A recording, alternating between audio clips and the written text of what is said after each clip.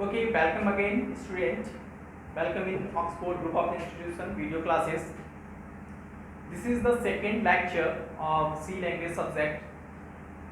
The name is Procedure for Solve Problem. यानी कि एक प्रॉब्लम को सॉल्व करने का प्रोसीजर या ढंग क्या होता है।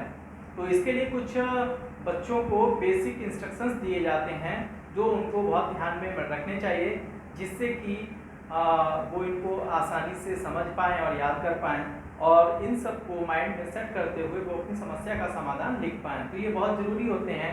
अगर ये आपको आते हैं, समझ में आ गए हैं, तो आप आसानी से जो आपका सिलेबस का नेक्स्ट टॉपिक है एल्गोरिथम, इसको आप अच्छे से फॉलो कर सकते हैं। तो जब आप एल्गोरिथम का टॉपिक आगे आने वाले समय में आगे वीडियो में समझेंगे, तो उसके लिए ज़रूरी है ये 6 स्टेप समझना, अगर आप अच्छे से बेहतरीन प्रोग्रामिंग की शुरुआत करना चाहते हैं। तो आइए देखते हैं थोड़ा सा। इसमें लिखा है problem solving is the determination of the basic and sequential steps necessary to arrive at the result of a given problem. क्या कहा गया है कि जब कोई समस्या हमें हल करनी हो तो समस्या के जो आधारभूत यानी कि बेसिक, सीक्वेंशियल मतलब क्रमबद्ध रूप से जो भी स्टेप्स आवश्यक हों उस समस्या को सॉल्व करने के क्रम में, जिसके माध्यम से हम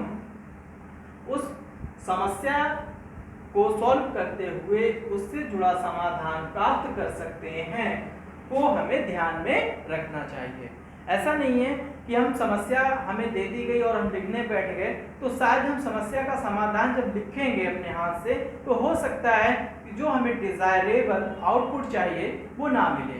डिजायरेबल का अर्थ होता है इच्छित परिणाम।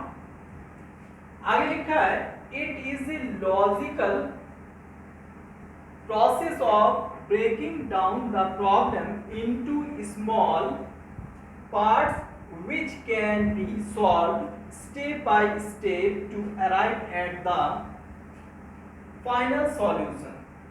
कह रहे हैं कि जो समस्या होती है सी लैंग्वेज में, ये समस्या ऐसी होती है, सी लैंग्वेज की जगह पे हम कोई दूसरा भी एग्जांपल ले सकते हैं और हर एग्जांपल में या समस्या में यही चीज होती है कि समस्या क्या होती है।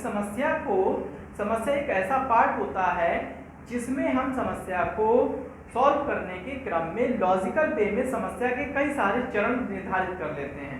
जैसे सपोज दैट हमारे घर में अगर फंक्शन, शादी का फंक्शन होने वाला है, तो हम उसमें पहले से फैमिली मेंबर बैठ कर डिसाइड करते हैं कि किस स्टेप के बाद में क्या स्टेप फॉलो किया जाएगा। तो ठीक इसी प्रकार से जब हम कंप्यूटर पर प्रॉब्लम को सॉल्व करते हैं, तो कंप्यूटर पर प्रॉब्लम सॉल्व करने से ठीक पहले कुछ बातों को हम अपने माइंड में रखते हुए समस्या को छोटे छोटे क्रम में या लाइनों में तोड़ लेते हैं, जिससे कि हम उसको आसानी से लिख पाएं और जब वो लिख जाए तो हमें सही स्वरूप में समझ में भी आए। आगे लिखा है कि the basic 6 steps in solving a problem are. 6 steps हैं एक प्रॉब्लम को सॉल्व करने के क्रम में। तो आइए पहला देखते हैं, spend some time in understanding the problem theory. कहने का मतलब ये है कि जब आपको समस्या दी जाए तो समस्या पर थोड़ा समय लगाएं, जिससे कि समय लगाने से मतलब ये नहीं कि समस्या लेके बैठ गए और तारे गिन रहे हैं, ये नहीं करना है। समस्या को समझें, उसे ध्यान से उसके हर पहलू पर अपना दिमाग लगाएं, फिर उसके बाद में आगे बढ़ें। तो आगे में क्या करना है, construct a list of variables are needed. जैसा कि अभी बताया था पीछे कि जब हम समस्या को कंप्यूटर पर सॉल्व करते हैं तो हमें करना क्या पड़ता है, हमें कुछ वेरिएबल के टाइप की जरूरत पड़ती है। वेरिएबल के टाइप की क्यों जरूरत पड़ती है, जैसे वेरिएबल से मतलब ये है, मान लो सपोज दैट हमारे पास कोई चीज है, कोई भी चीज हो सकती है, तो उसको हमें रखने के लिए कंटेनर की जरूरत पड़ती है। तो वेरिएबल वो कंटेनर है जिसमें हम जो डेटा कंप्यूटर पर प्रोसेस कराएंगे उस डेटा को रखेंगे। लेकिन उस डेटा के टाइप बहुत होते हैं, जैसा कि मैंने पिछले वीडियो में भी डिस्कस किए थे कि अगर स्ट्रिंग का डेटा है तो स्ट्रिंग टाइप का हमें डेटा टाइप चाहिए, अगर इंटीजर डेटा है तो इंटीजर टाइप का डेटा टाइप चाहिए, और रियल नंबर डेटा है तो रियल नंबर टाइप का डेटा टाइप चाहिए। ये डेटा टाइप क्या होते हैं इसको आगे वीडियो में डिस्कस किया जाएगा।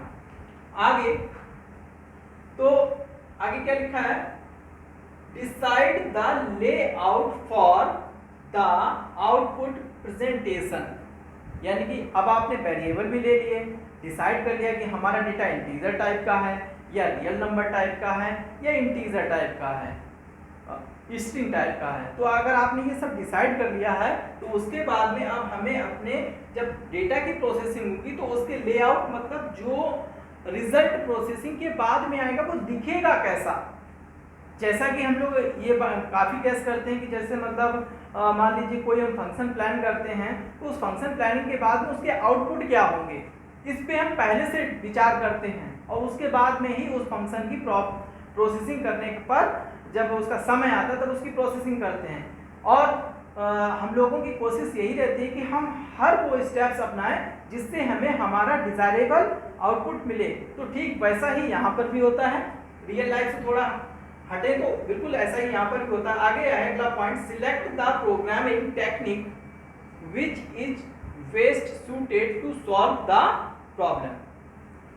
हमें क्या करना चाहिए, हमें प्रोग्रामिंग टेक्निक वही सिलेक्ट करनी चाहिए जिससे कि जो प्रॉब्लम सॉल्व हो रही है वो हमारी प्रॉब्लम को सूट करे। यानी कि ऐसा नहीं है कि डेटा टाइप या कोई स्टेप हमें जो सरल वे में हमारी चल सकती है, ऐसा नहीं कि वहाँ पे हम कटिंग ले लें। जैसे कि अगर स्टूडेंट को पढ़ाने की बात आती है तो होता क्या है कि टीचर हमेशा सरल वे अपनाता है जिससे कि वो स्टूडेंट को जो बात समझाना चाहता है वो सरल वे में समझा सके।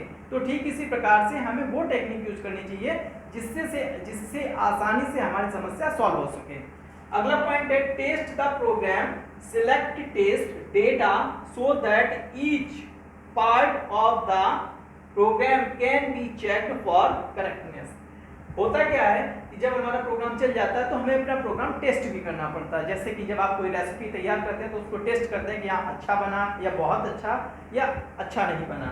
तो ठीक इसी प्रकार से आप प्रोग्राम को टेस्ट करें और टेस्ट करने के बाद में उसके हर पार्ट पे ध्यान दें। हर पार्ट पे ध्यान देने के बाद में ये भी ध्यान रखें कि ऐसा तो नहीं है जिस डेटा इनपुट के लिए हमने प्रोग्राम लिखा था क्या प्रोग्राम हमारा वही डेटा इनपुट ले रहा है या नहीं, या ये भी चेक करें कि जो हमें डिजायरेबल आउटपुट चाहिए था क्या वही आउटपुट आ रहा है कि नहीं। ये बहुत जरूरी है। फाइनल और लास्ट पॉइंट है, finally use data validation steps to guard against for processing wrong data.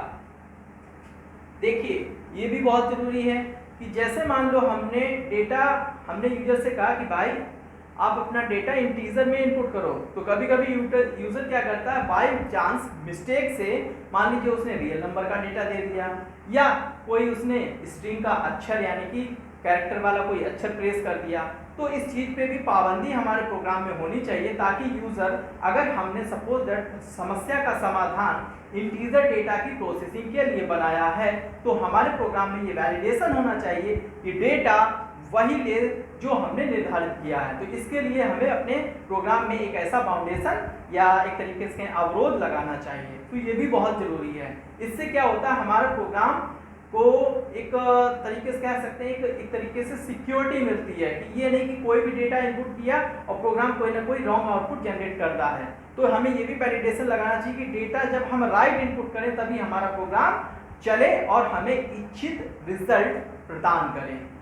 तो ये सारे मॉडल जो आपका प्रोसीजर फॉर सॉल्विंग प्रॉब्लम था, इसके लिए इतनी जानकारी आपको काफ़ी है। अगर कोई फिर भी एक क्वेरी रह जाती तो आप हमसे पूछ सकते हैं। और जब आप पढ़ें इसको तो आप बुक जरूर साथ में लें। एक बार वीडियो देखने के बाद में बुक देखें, फिर उसके बाद में सेकेंड टाइम में फिर वीडियो देखें ताकि आपको बेहतर समझ में आए। तो आपकी शायद आई होप क्वेरी नहीं रह जाएगी। Thank you.